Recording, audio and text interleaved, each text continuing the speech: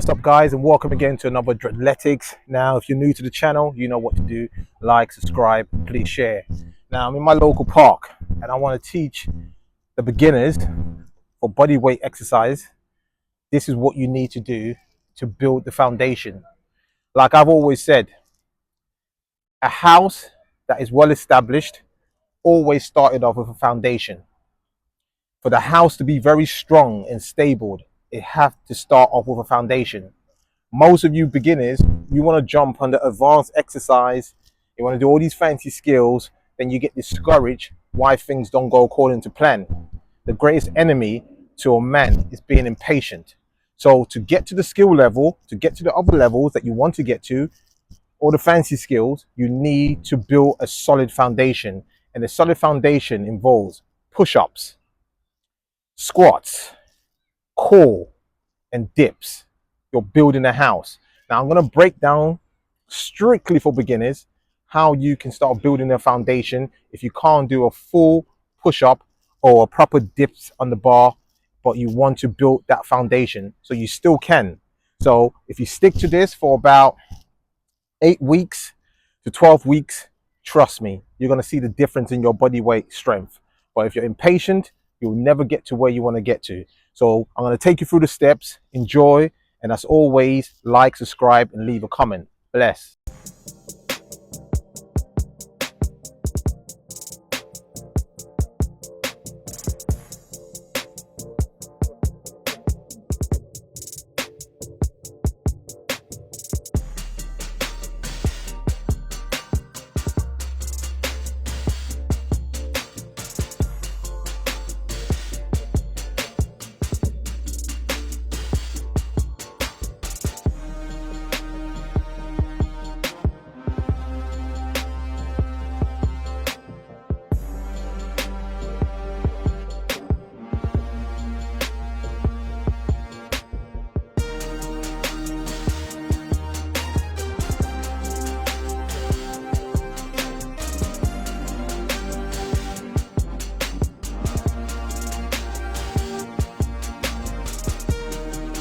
Okay, so now that we've done with the squats, we're gonna go back upstairs.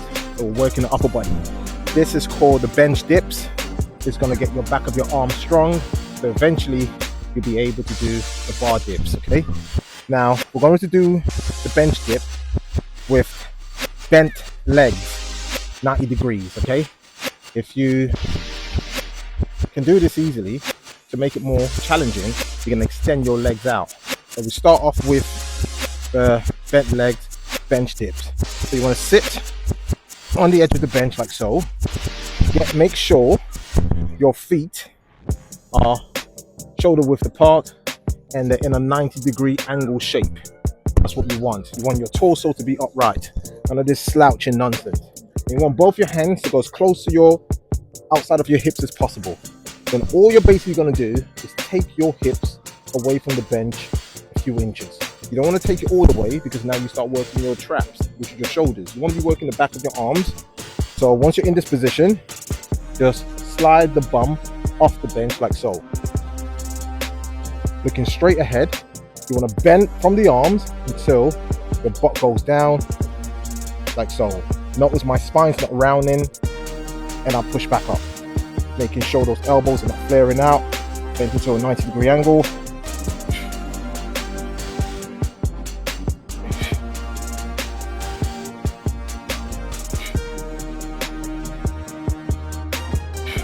Okay, now if you feel yourself coming away from the bench, by all means, adjust yourself again. So once you find that easier to do, what you want to do next now, you want to now extend your legs. This is where it becomes really challenging now. You're going to be working more of the back of your arms, okay? So what you're going to do, extend the legs like so. Going to be together. Make sure the lower back doesn't come away from the bench totally, and we go down.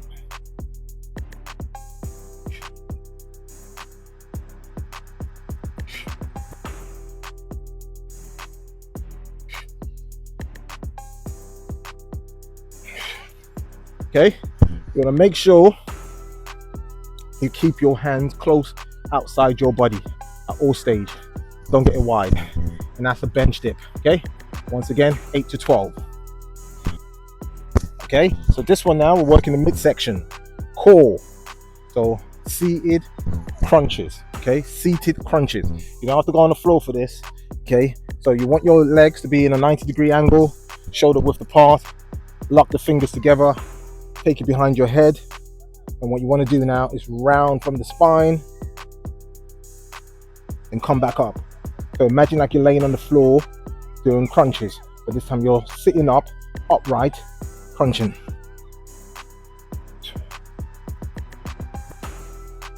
Feel the stomach engaging.